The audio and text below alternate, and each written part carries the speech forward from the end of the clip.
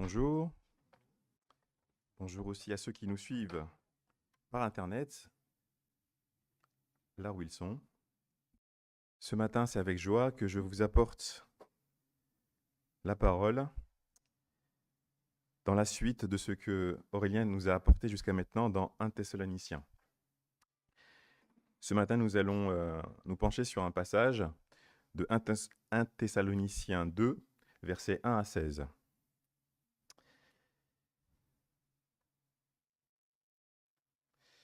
Donc je vous invite à ouvrir vos Bibles pour lire ce passage.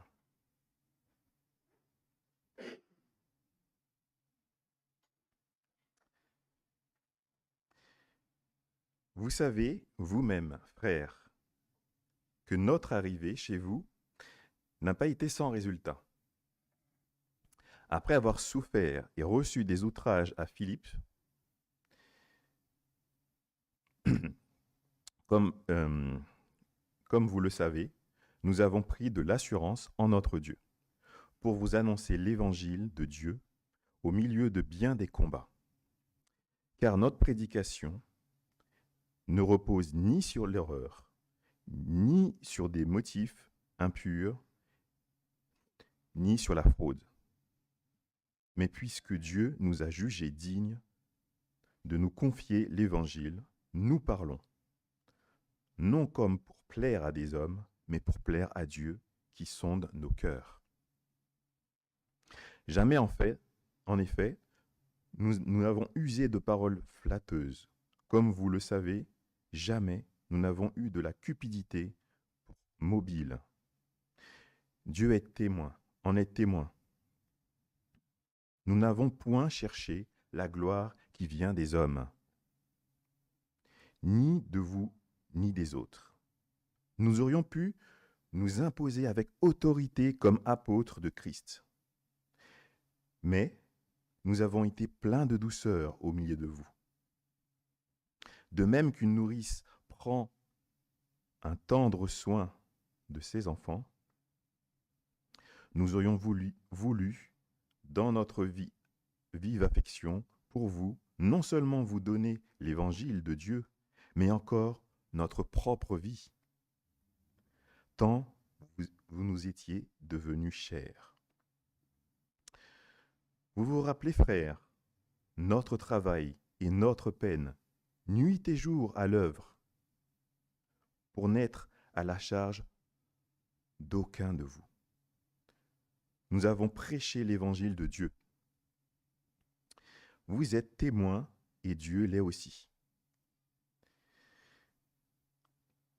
Que nous avons eu envers vous, qui croyez une conduite sainte, juste et irréprochable. Vous savez aussi que nous avons été pour chacun de vous ce qu'un père est pour ses enfants, vous exhortant, vous consolant, vous conjurant de marcher d'une manière digne de Dieu, qui vous appelle à son royaume et à sa gloire.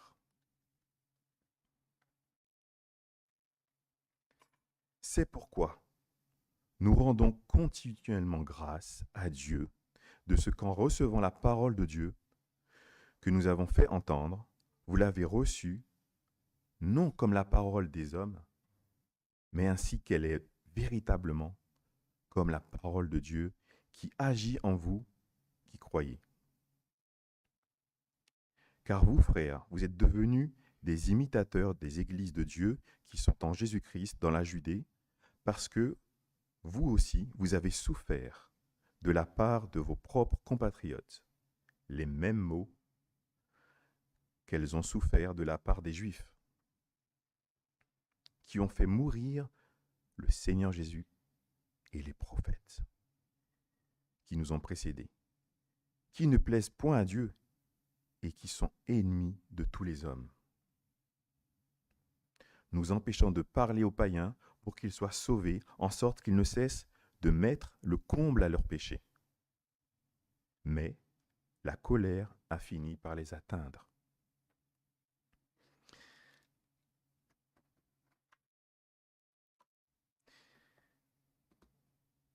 Le chapitre 2 est placé dans la continuité du chapitre 1 sur le sujet de la réception de la parole par les Thessaloniciens. En effet, dimanche dernier, Aurélien nous avait partagé à quel point les premières conversions à Thessalonique ont été nombreuses et spectaculaires, et combien cette église fut connue et reconnue à ses débuts pour sa foi véritable en Dieu.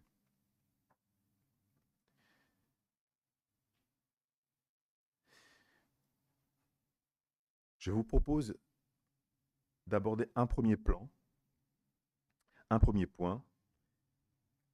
du verset 1 au verset 12, c'est la justification du ministère de Paul et de ses compagnons parmi les Thessaloniciens face à des accusations. Pour commencer, Paul commence par rappeler les débuts de l'église de Thessalonique, en disant à 2 reprises « Vous savez », dans un but bien précis que nous verrons ensemble par la suite. Thessalonique est une église qu'il a fondée juste après un passage difficile à Philippe. Nous pouvons le lire dans Actes 16, verset 19. Ce qu'il s'était passé à Philippe juste avant n'a pas été un frein pour Paul et ses compagnons.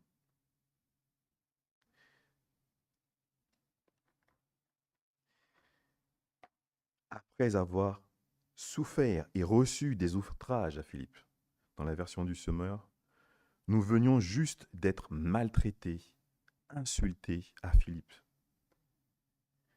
Bien au contraire, c'est renouvelé, fortifié, rechargé par Dieu qu'ils apportent l'évangile aux Juifs et aux Grecs de Thessalonique.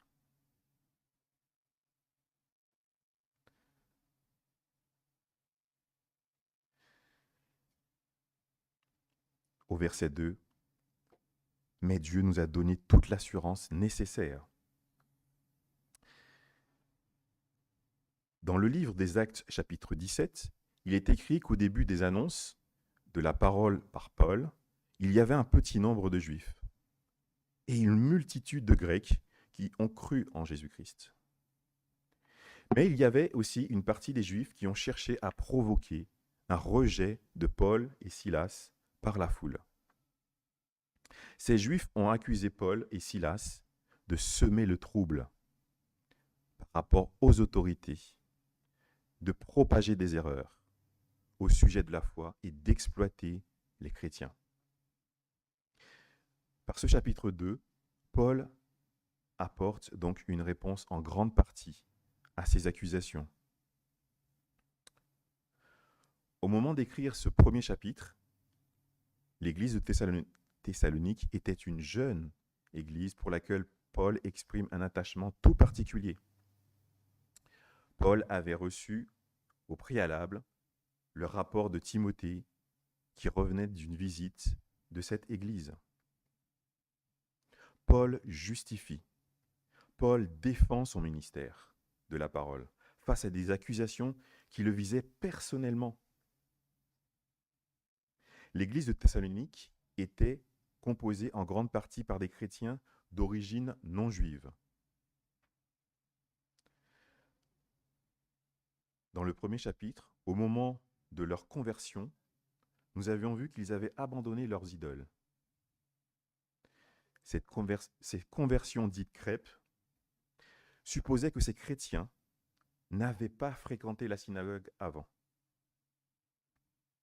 ce qui a probablement suscité la jalousie des Juifs dans le passage dans Actes 17, verset 5. Pour la défense de son ministère, Paul détaille ce qui les anime profondément. Leur intention, leur cœur, leur motivation saine et sérieuse, basée sur Dieu.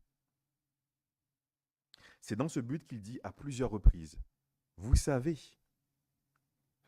ou il dit « Comme vous le savez ». Ces expressions qui sont répétés par Paul, il les utilise pour faire appel à leur mémoire collective, pour crédibiliser son propos, ses paroles, les paroles de ses compagnons.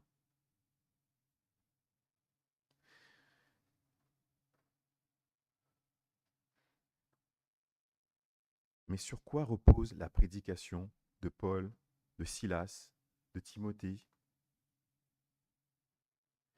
Nous pouvons lire, nous venons de lire que leur prédication est basée sur Dieu lui-même, qui les qualifie, qui les authentifie et qui donne toute la solidité à leurs paroles.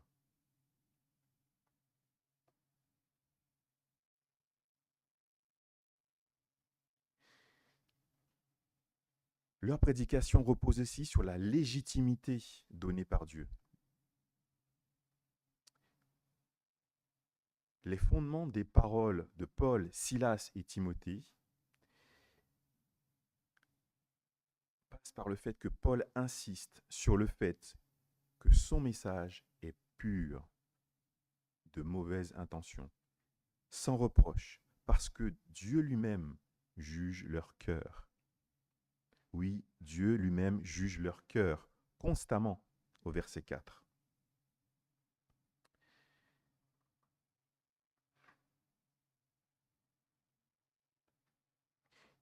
Il y a aussi ce lien presque plus que fraternel entre Paul et cette Église, qu'il exprime tout au long de ce passage.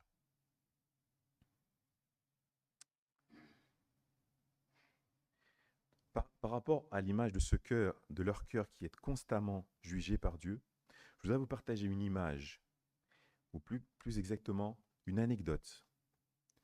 C'est un rêve de mon père. Mon père m'avait raconté ce rêve qu'il avait fait le jour où il a été régénéré par Dieu lui-même. Il était en recherche. Il a fait ce rêve où il entendait une voix qui le disait « Viens par ici, suis ce chemin et assieds-toi ici, précisément. » Il s'assoit et aussitôt, il y a une fontaine qui coule sur sa tête. Et cette eau qui coule sur sa tête pendant tout le reste de son rêve, lui, il l'a reçue comme la parole de Dieu qui le nourrit et qui le purifie et qui nettoie tout ce qu'il y a en lui.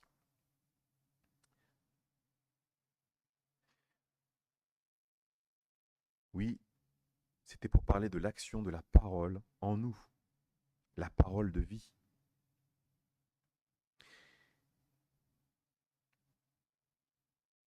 Dans cette démarche de la sanctification qu'Aurélien a rappelé dans le premier passage, dans le premier message du 4 septembre, je voulais vous poser deux questions. Est-ce que jour après jour, nous sommes conscients que Dieu juge nos cœurs? Deuxième question, est-ce que nous recherchons à plaire à Dieu dans cette marche de sanctification? Est-ce que nous recherchons à plaire à Dieu dans cette marche de sanctification?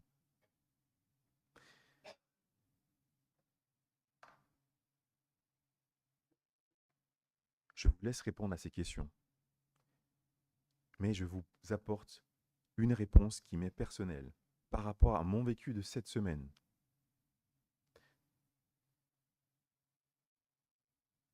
Cette semaine a été remplie d'activités professionnelles, familiales, ecclésiales. J'ai partagé un mot qui est revenu sans cesse dans cette semaine pour moi, le mot effervescent. Effervescent, c'est, on peut penser au champagne, boisson gazeuse. Moi, c'est ce qui m'a marqué. L'action de Dieu dans mon cœur, dans ma vie, dans la préparation de ce message. C'est une effervescence, des petites bulles qui vont partout. Faire une action bien précise. Je m'arrête là. Au verset 5, le verset 5 commence par le mot jamais, qui contient une deuxième fois cette conjonction jamais. Jamais en effet, et jamais nous n'avons eu. Paul persiste à clarifier sur leur motivation, leur intention, ce qui les anime dans leurs paroles. Et une nouvelle fois, il lève le voile sur la réalité de ce qu'il a dans le cœur. Jamais nous n'avons eu la cupidité pour mobile. Et l'authentification est à nouveau précisée. Cette authentification qui vient de Dieu lui-même. Il termine le passage par « Dieu en est témoin ». C'est une vraie authentification. Au verset 7, Paul parle du lien intime qu'il y a entre cette Église et eux. Il rappelle, pour rappel, cette Église de Thessalonique est une jeune Église que Paul veut encourager, fortifier par ses écrits. Donc Paul utilise dans ce verset l'image de la mer pour parler de leur comportement et pour parler de leur cœur pour cette Église. Un lien direct avec le verset 11 qui contient aussi une comparaison avec l'image du Père. Vous savez aussi que nous avons été pour chacun de vous ce qu'un père est pour ses enfants, vous exhortant, vous consolant.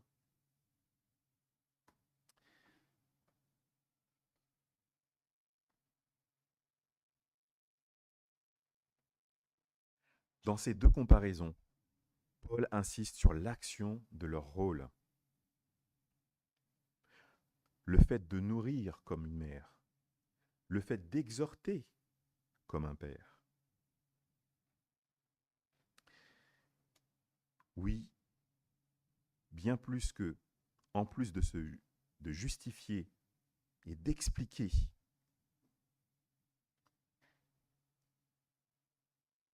leur intention, leur motivation,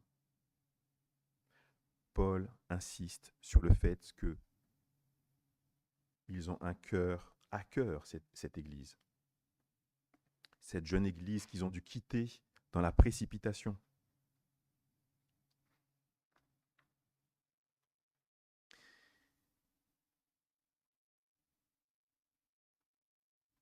Les sources de réjouissance.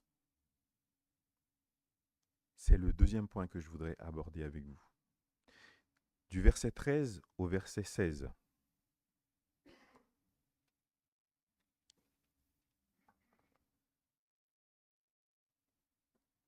Cette portion commence par « c'est pourquoi ». On comprend par ces deux mots que tout ce qui suit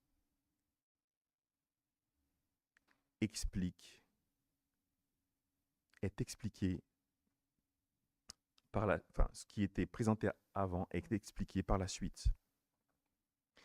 C'est pourquoi Paul, Silas, Timothée sont dans la reconnaissance à Dieu de ce que Dieu a agi, a transformé les cœurs. pour que cette Église devienne imitateurs des Églises. Paul rend grâce à Dieu de la foi véritable de cette Église. De cette Église qui non seulement croit, mais agit dans sa foi. En ce qu'ils deviennent des imitateurs renommés dans toute la Judée. Mais imitateurs aussi avec les mêmes problèmes que les autres églises. C'est-à-dire en leur sein même, des Juifs qui leur causent du tort. Et même Paul porte une accusation qui est réelle. Il dit ceux qui ont fait mourir notre Seigneur et bien d'autres. Ce n'est pas souvent que Paul dit cela ouvertement. Oui, vos propres compatriotes, votre propre peuple, il y a de la persécution pour ceux qui croient en Jésus-Christ.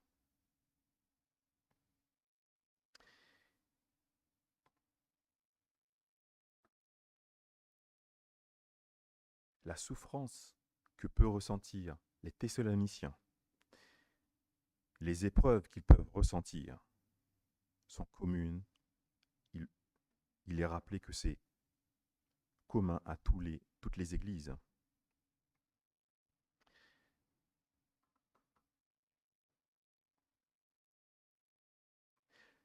Restons attachés à la parole de Dieu aujourd'hui dans notre église du Triolo. J'ai beaucoup apprécié le dernier message de Aurélien dimanche dernier,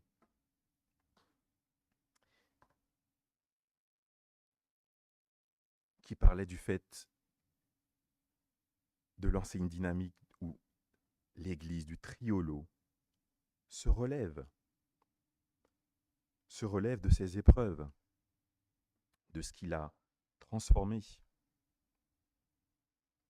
et qu'elle puisse briller à nouveau comme elle a brillé il y a 20 ans, ou bien avant encore. Je partage cet élan, je partage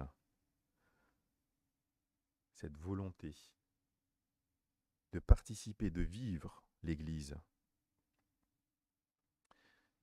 de contribuer jour après jour.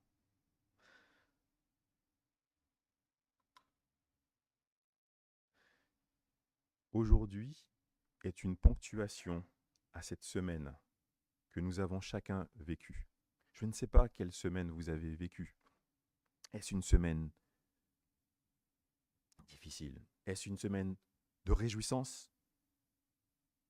Est-ce une semaine d'épreuve?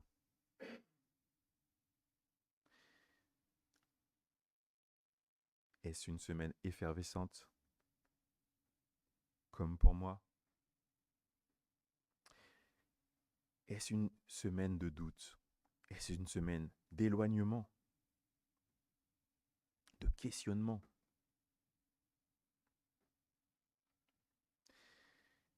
Je veux encourager chacun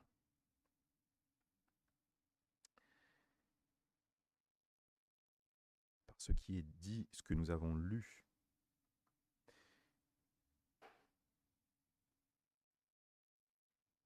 C'est que de la même manière que Dieu a ressourcé rapidement, rechargé rapidement les batteries de Paul, de Silas, de Timothée, après leur déconvenue à Philippe, pour tout de suite prêché la parole à Thessalonique, de la même manière, il peut agir dans chacun de nos cœurs, de nos vies, de manière immédiate, quel que soit ce que nous avons vécu, quel que soit ce que nous avons enduré cette semaine ou les mois précédents. Soyons dans la joie, soyons dans la reconnaissance pour ce que Dieu nous donne de vivre dans l'église du Triolo, ici, maintenant. N'attendons pas d'être 80, 10 000, 100, 200 pour nous réjouir. Avec le nombre que nous sommes actuellement, sachons nous réjouir de ce que Dieu est avec nous et qu'il nous transforme et qu'il agit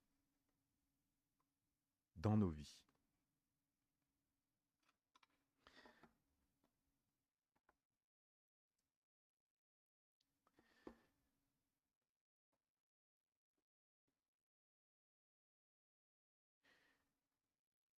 Ne cherchons pas à imiter d'autres églises.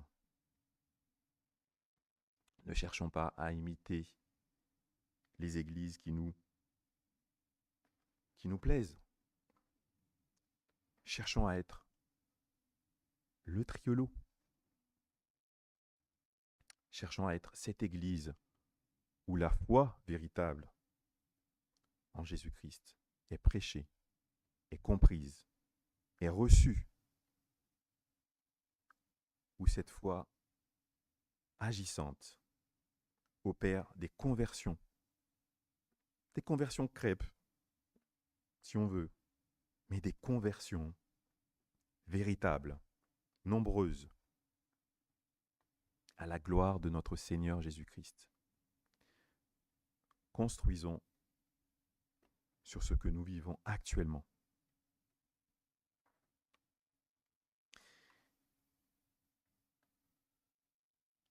Soyons des imitateurs de l'église de Thessalonique qui reste fermement attachée à sa foi, comme Paul l'a dit dans les versets que nous avons lus précédemment.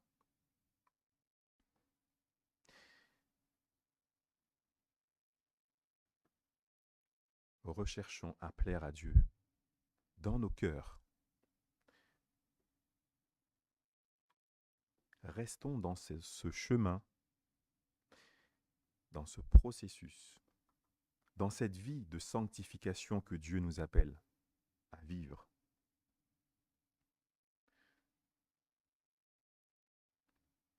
Cette sanctification est un appel de Dieu.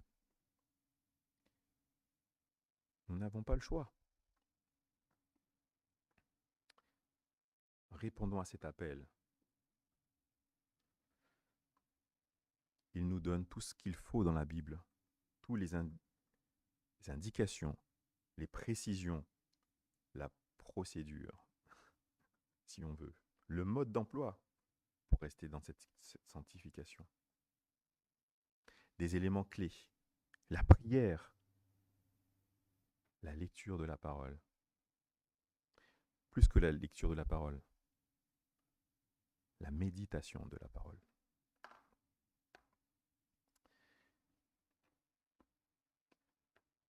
La communion fraternelle.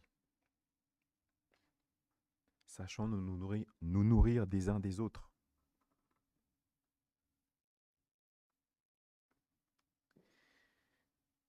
J'ai été édifié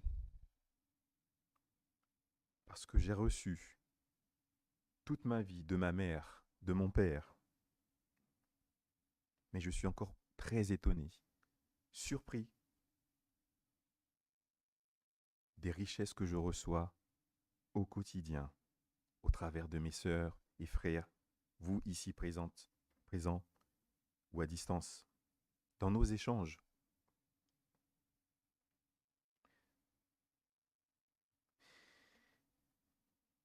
Continuons à cultiver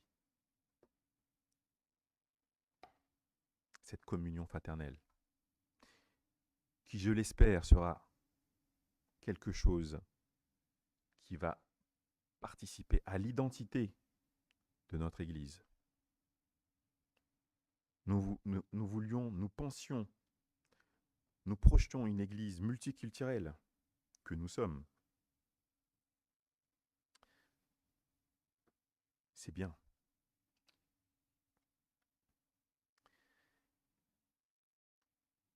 Restons accrochés, restons chaque jour sur la parole, la méditant chaque jour.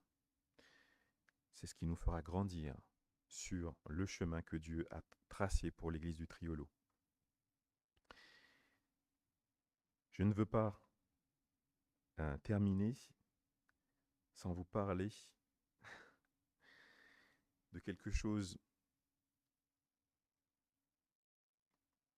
dont je veux témoigner parmi vous. Parmi vous, j'ai commencé à prêcher. Je n'avais jamais osé prêcher dans l'église où j'étais précédemment. Pour différentes raisons.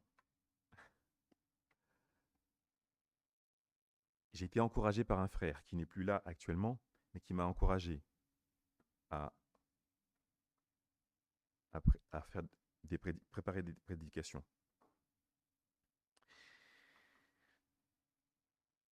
Préparer une prédication est aussi chamboulant, transformant, je dirais, qu'une mère peut accoucher. Bien que je n'ai jamais accouché. Mais c'est exactement ce qu'on peut ressentir. On est bouleversé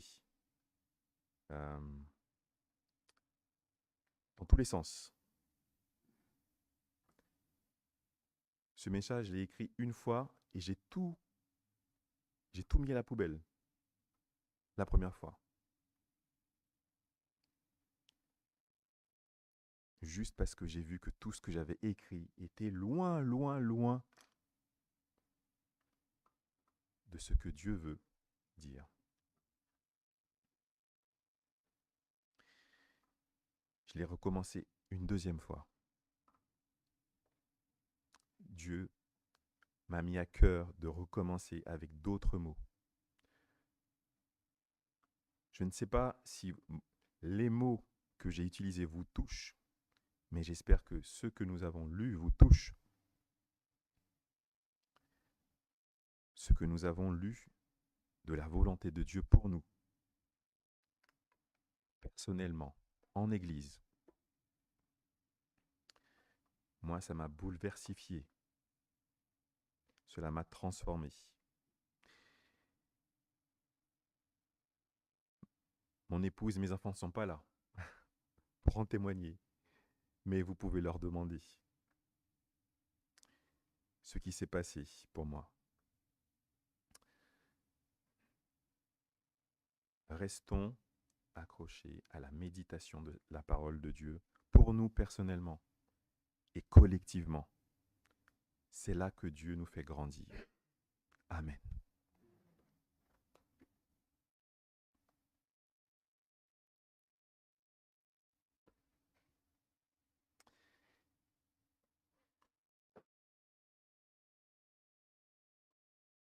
Je laisse quelques instants de silence afin que chacun puisse laisser la parole faire son chemin en chacun de nous.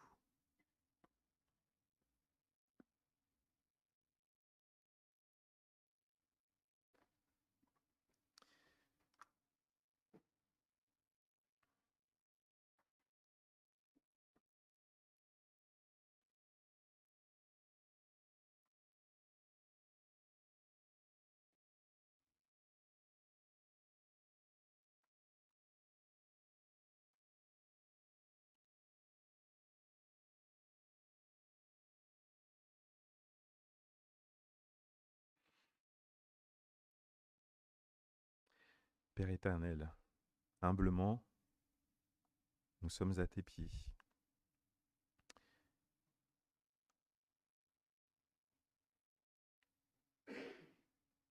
par l'accomplissement de ce merveilleux plan que Jésus-Christ a accompli en t'obéissant, nous pouvons à nouveau nous approcher de toi, Père éternel, et dire Abba Père. Merci Seigneur de cet amour que tu as témoigné, manifesté en Jésus-Christ. Merci de ce que nous avons cette vie éternelle.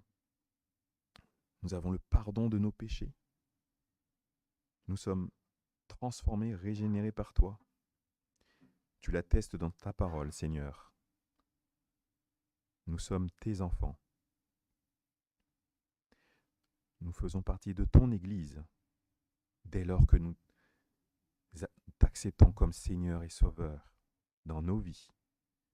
Seigneur et Sauveur dans tous les domaines de notre vie. Veuille continuer l'œuvre de sanctification en chacun de nous. Veuille continuer à transformer nos vies, notre être, nos cœurs, nos pensées, par l'action de ton Saint-Esprit. Seigneur, agis profondément en chacun de nous, en ce que chacun de nous puissions aussi collectivement te rendre gloire et grâce de ce que tu opères. Avec tes divines mains de potier, tu transformes, tu façonnes l'argile que nous sommes. Merci Seigneur pour cette Église que tu as instituée, que tu as fondée. Merci Seigneur pour cette communion que nous pouvons avoir les uns avec les autres. Merci pour cette richesse que nous trouvons dans ta parole et les richesses que nous pouvons partager les uns les autres au travers de nos témoignages, de ce que nous comprenons, de ce que nous recevons, de ce que nous partageons les uns avec les autres. Merci Seigneur pour cette possibilité de te prier chaque jour, de te demander, d'être reconnaissant. Merci Seigneur pour ce que tu es et ce que tu accomplis dans nos vies, dans notre Église, autour de nous.